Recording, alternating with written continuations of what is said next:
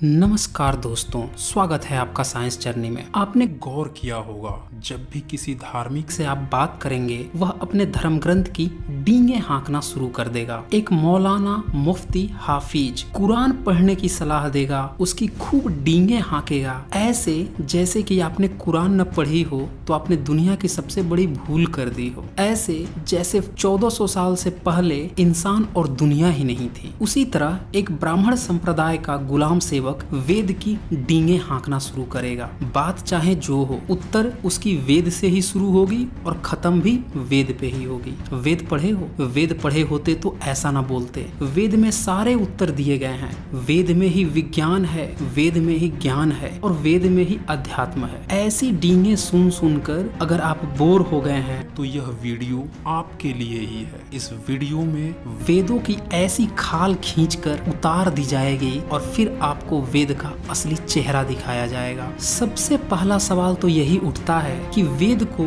समझा कैसे जाए। मार्केट में बहुत सारे भाष्य उपलब्ध हैं। क्या वेद को समझने के लिए भाष्य की जरूरत है या फिर संस्कृत की जरूरत है? इस प्रश्न का उत्तर बहुत ही आसान है। हम सभी जानते हैं कि भारत में संस्कृत कभी भी जनमानस की भाषा नहीं रही है और न ही बोली के रूप में रही है। सिर्फ कुछ षड्यंत्रकारी ही इसमें अपनी कुछ बातें गपोड़ते रहे हैं और षड्यंत्र करके जनमानस से छुपाते रहे हैं और उसी का नतीजा ये तमाम संस्कृत के ब्राह्मण ग्रंथ हैं। अंग्रेजों के आने के बाद जब उनने इनका भाष्य इंग्लिश में करके सार्वजनिक कर दिया, कुछ जर्मन स्कॉलर ने जर्मन में करके सार्वजनिक कर दिया, तब ब्राह्मणवाद ने यहाँ की लोकल भाषा में भाष्य करके अन्य लोगों में प्रचारित करना शुरू किया। तो अब सवाल यह उठता है कि किसका भाष्य अच्छा है, क्योंकि भाष्य में ही तो कंट्राडिक्शन है। कोई कहता है कि मेरा भाष्य अच्छा है, कोई कहता है उसका भाष्य अच्छा है। वेद के मंत्र तो एक ही हैं। तो यहाँ पे मैं आपको बता दूं कि 70 से ज्यादा भाष्य उपलब्ध हैं, लेकिन जितना पुराना आप भाष्य पढ़ें उतना ही अच्छा, क्योंकि जब कोई रचना होती है और उसके करीब जो भाष्य होता है वह ज्यादा सच्चाई के करीब होती है और बाद में उसमें मिलावटें होती चली जाती हैं। अगर आप वेदों का इतिहास पता करें तो आपको पता चलेगा कि इसका पहला भाष्यकर्ता महिधर, उवट और सायण थे। इनसे पहले कोई भी भाष्यकार का नाम किसी ब्राह्मणवादी इंसान ने आज तक न बताया है और न कहीं पे लिखा है। शंकराचार्य जो 8वीं सदी के थे, उनके बारे में भी 13वीं सदी के सायण के बड़े भाई आनंद तीर्थ, जिनको माधवाचार्य के नाम से जाना जाता है, ने उनकी जीवनी की व्याख्या शंकर दिग्विजय में की है और वो किताब भी 20वीं सदी में ब्राह्मणों ने लिखी है। यानी कि माधवाचार्य ने शंकराचार्य का ब्राह्मणीकरण 13वीं सदी में किया था और सायण, महिधर, उवट भी 13वीं सदी में ही वेदों का भाष्य किए थे संस्कृत में। यानी कि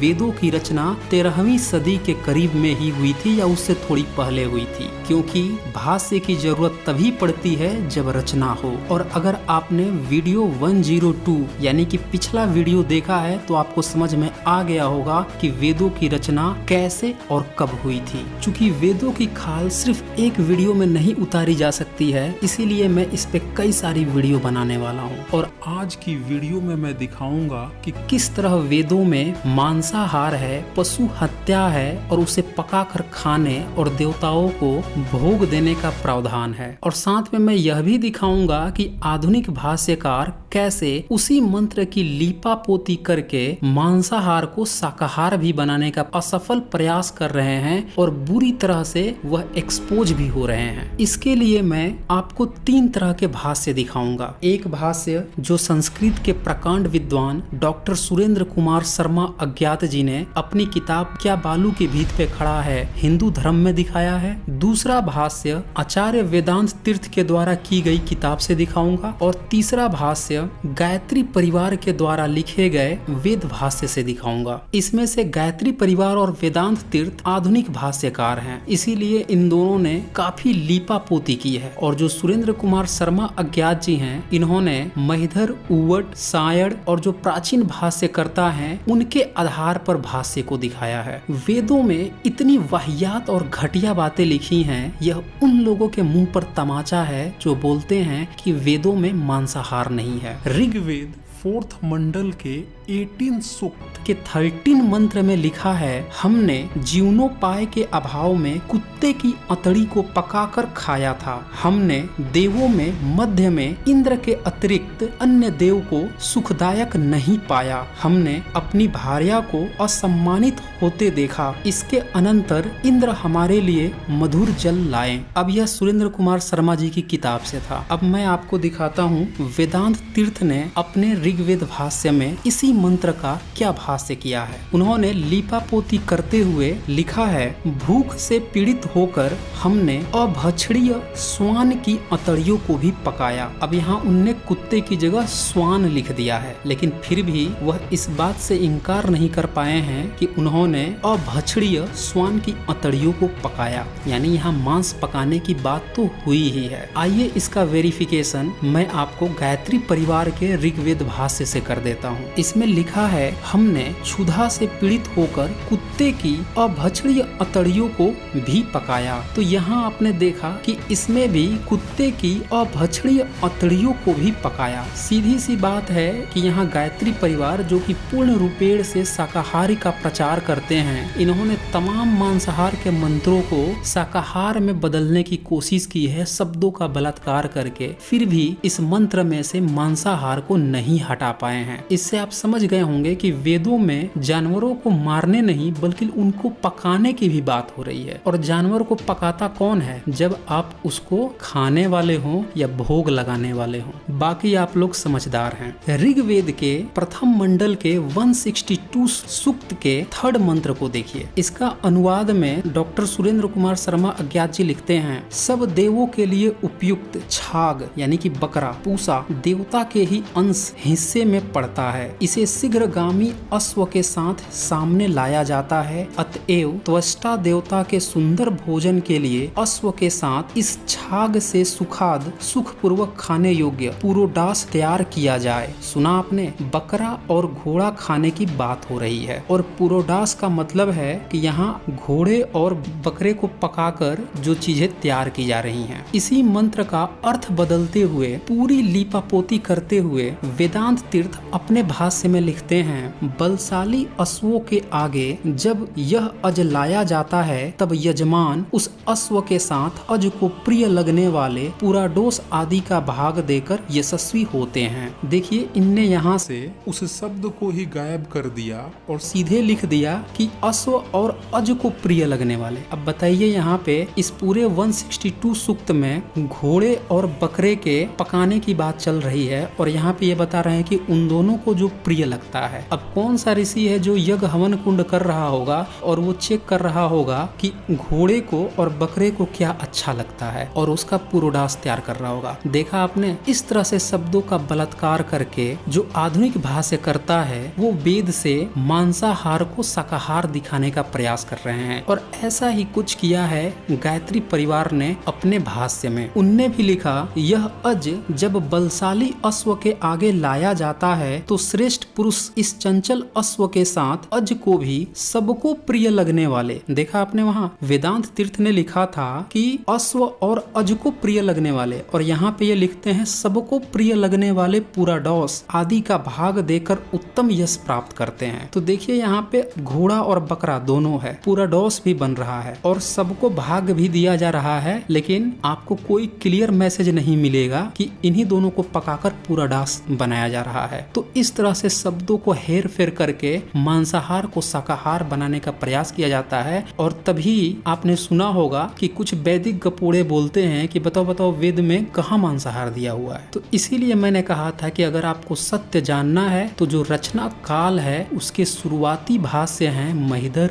उवड़, सायण, उनके भाष्यों पर आप जाएं, क्योंकि आधुनिक भाष्यकार जो हैं वह पूरी तरह से लीपापोती कर वेद के कूड़े के ऊपर जबरदस्ती बनावटी रंगीन खाल पहनाने पे जुटे हुए हैं। ये तो था 3rd मंत्र। इसी 162 सूक्त के 9 मंत्र को देखिए। इसमें वेदांत शर्मा अपने भाष्य में लिखते हैं, मक्खियों द्वारा अश्व के जिस विकृत भाग का भक्षण किया जाता है, जो भाग तापदायक कर्मों में लगता है तथा जो यमराज के हाथों और नाखूनों में लगा रहता है, वे सब भी देवताओं को अर्पित हो। तो अब देखिए यहाँ पे मक्खियों द्वारा अश्व के जिस विकृत भाग का भक्षण अपकड़ किया जाता है, मतलब मक्खियां जो हैं अश्व के किसी भाग को खा रही हैं। और ये उसी सूक्त का है, यहाँ पे घोड़े की ही बात चल रही है। ये भी लिख रहे हैं कि यमराज के हाथों और नाखूनों में लगा रहता है और वो सारा का सारा देवताओं को अर्पित हो, यानी कि यहाँ पे भी आंशिक रूप से ये मांसाहार को, घोड़े की हत्या को, उसको पकाए जाने को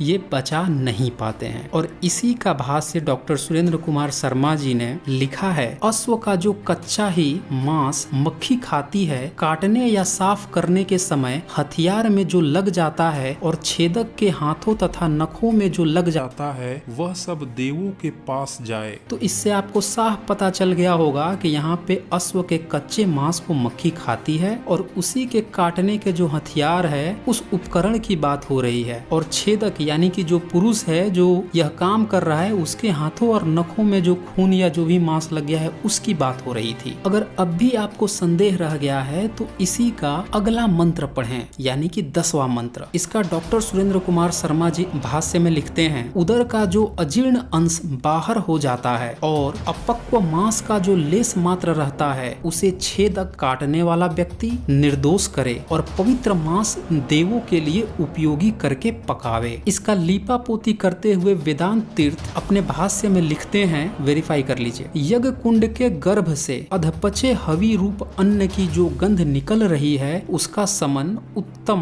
प्रकार से किए गए यज्ञ उपचार से ही संभव है। अब देखा आपने यहाँ पे यज्ञ कुंड के गर्भ से, यहाँ पे साफ साफ उदर लिखा हुआ है और उदर किसका होता है? जानवर का। अगर इसे यज्ञ कुंड लिखा होना होता तो ये समय यज्ञ कुंड लिख देता, लेकिन इनने खुद से यज्ञ कुंड का गर्भ बता दिया। यहाँ पे इनने जबरदस्ती अन्न को भी घुसेड़ दिया। लेकिन इनकी जो लीपा पोती है फिर इसके अगले मंत्र यानी कि 11वें मंत्र में पकड़ी जाती है। वेदांत तीर्थ उसमें चाह कर भी अर्थ का अनर्थ करते हुए भी पकड़े जाते हैं। वो लिखते हैं, अग्नि द्वारा पचाए जाते हुए अंग सूल के आघात से इधर उधर उछलकर गिर गए हैं, जो भूमि पर गिरकर धूल आदि से न मिले तथा यज्ञ भाग की इच्छा करने वाले देवताओं का ग्रास बने। सुना आपने? ऊपर वाले मंत्र में अर्थ बदलकर अन्न कर दिए थे और अगले ही मंत्र में सूल के आघात से अंग की बात आ रही है। अब अगर यहाँ पे अन्न होता तो अंग की बात ही नहीं आती। यानी सीधी सी बात है, घोड़े में जो मांस पकाया जा रहा था और देवताओं के भोग की जो बात हो रही थी वही बात थी, उसको इनने लीपा पोती करके किसी तरह शाकाहार बनाने का प्रयास किया। यहाँ पे मैं वेदांत शर्मा तीर्थ का भाष्य इसलिए दिखा रहा हूँ क्योंकि यह मार्केट में सबसे ज्यादा उपलब्ध है। कहीं से भी आप जाकर इस किताब को परचेज कर सकते हैं या ऑनलाइन भी मंगा सकते हैं। और सुरेंद्र कुमार शर्मा जी इसी मंत्र का भाष्य करते हुए लिखते हैं, अश्व आग में पकाते समय तुम्हारे शरीर से जो रस निकलता और जो अंश सूल से आबद्ध रहता है वह मिट्टी में गिरकर तिनकों से मिल न जाए। देवता लोग ललायित हुए हैं, उन्हें सारा हवि प्रदान किया जाए। अब इसी सूक्त के अगले मंत्र में फिर से वेदांत तीर्थ भाष्य का बलात्कार करते हुए हंसुए की शादी में खुरपी का गीत गाने लगते हैं। यहाँ बात चल रही है अश्व के मांस पकाने की और वो जहाँ पॉसिबल होता है वहाँ उसे वो अन्न बता देते हैं। अब देखिए 12वें मंत्र में साफ साफ मांस लिखा हुआ है, लेकिन ये इसके भाष्य में कहीं भी मांस शब्द लाएंगे ही नहीं। सुनिए, इस पुराडास को जो पकता देखते हैं तथा उसकी गंध को अनुभव करते हैं, इस योग्य अन्न से बने आहार की कामना करते हैं, उसका पुरुषार्थ हमारे लिए अभीष्ट हो। अब इसका वास्तविक भाष्य सुनिए जो सुरेंद्र कुमार शर्मा जी अज्ञात ने लिखा है। जो लोग चारों ओर से अश्व का पकना देखते हैं, जो कहते हैं कि गंध मनोहर है, देवों को दो तथा जो मांस भिक्षा की अपेक्षा कहते हैं, उसका संकल्प हमारा ही हो। और अब एक अंतिम मंत्र जरूर देख लीजिए। ऋग्वेद के 10वें मंडल के 86 सूक्त के 14th मंत्र में लिखा है, मेरे लिए इंद्राणी के द्वारा प्रेरित यागिक लोग 15-20 सांड या बैल पकाते हैं। इन्हें खाकर मैं मोटा होता हूँ। मेरी कुच्छियों को यागिक लोग सोम से भरते हैं। इंद्र ही सर्वश्रेष्ठ है। और इस पूरे सूक्त में यानी कि 86 सूक्त में और भी आप जितने भी मंत्र देखेंगे उन सब में लिखा होगा, हर मंत्र के लास्ट में इंद्र ही सर्वश्रेष्ठ है, इंद्र ही सर्वश्रेष्ठ है। और यह इस बात की पुष्टि भी कर देगा कि ऋग्वेद की रचना तभी हुई है है जब दुनिया का एक धर्म जिसके धार्मिक किताब के हर आयत में यह लिखा होता है ला ही सर्वश्रेष्ठ है, ला ही सर्वश्रेष्ठ है, बाकी आप समझदार हैं। अब इस मंत्र का वेरिफिकेशन करने के लिए आप वेदांत तीर्थ के भाष्य को ओपन कीजिए तो आप पाएंगे कि उन्होंने फिर से लीपापोती करने का प्रयास किया है। वो लिखते हैं सची द्वारा प्रेरित 15-20 उच्छा, देखिए बैल की जगह इनने ऊछा लिख दिया, मेरे लिए एक साथ परिपक्व होते हैं, उनके सेवन से मैं पुष्ट होता हूँ, मेरे दोनों पार्श्व उससे सरोबार रहते हैं, विश्व में इंद्र ही सर्वश्रेष्ठ है। अब यहाँ पे ऊछा है, उसको इंटरनेट पे आप खोजेंगे तो वहाँ पे इसका मतलब मिलेगा सूर्य, औषधि और एक मतलब मिलेगा बैल भी, यानी कि इसकी भरपूर लीपापोती हुई है। कुल मिलाकर आपने देखा कि जहाँ भी पॉसिबल हो पाया आधुनिक भाष्यकारों ने मांसाहार के शब्दों को बदल बदल कर शाकाहार बनाने का प्रयास किया है, लेकिन कहीं कहीं पे उनकी चोरी पकड़ी भी जाती है और कहीं कहीं पे तो वो चाह के भी नहीं बदल पाए हैं। तो इससे साफ साफ पता चलता है कि वेद में कोई न ज्ञान है न कोई विज्ञान है, सिर्फ इसके भाष्य का खेल है। कोई भी इसके शब्दों के सिनोनिम को उठाकर वहाँ पे परोस देता है, कुछ भी अर्थ निकाल देता है। कोई उसको बैल बोल रहा है तो कोई ऊछा बोल रहा है, कोई अश्व बोल रहा है तो कोई उसको हव्य बता दे रहा है। अब सोचिए जिसके अर्थ भी फिक्स नहीं है, क्या वो ईश्वरीय किताब हो सकती है? जिसके रोज ही अर्थ बदल रहे हो, जिसके हर सदी में अर्थ बदल रहे हो। वैसे तो ईश्वर की कोई भी किताब इस धरती पे नहीं है और न ही ईश्वर खुद है। तो इससे साफ साफ पता चलता है कि वेद सिर्फ और सिर्फ कुछ बकलोलों की बकलोली है और जिन लोगों ने वेद नहीं पढ़ा है उन्हीं के लिए ये हवा है। चूंकि 13वीं सदी में अगर यह पाली भाषा या उस समय की लोकल भाषा में लिखी जाती और सभी लोग इसका भाष्य उसी समय समझ गए होते तो उसी समय सारे पंडों की चुटिया पकड़ के जम्बू द्वीप से बाहर कर दिए होते। इसीलिए इन लोगों ने षड्यंत्र पूर्वक इसका भाष्य संस्कृत में रखा ताकि कोई समझ न पाए। आगे की वीडियो में मैं वेदों में किस तरह व्यभिचार किया गया है, किस तरह वेदों का ईश्वर अपनी पुत्री से व्यभिचार करता है, औरतों के बारे में क्या गंदगी लिखता है, उन सब की डिटेल्स लेकर आऊंगा। तो दोस्तों इस वीडियो को ज्यादा से ज्यादा शेयर करें ताकि सभी को वेदों की सच्चाई पता लग सके। तो आज बस इतना ही, धन्यवाद।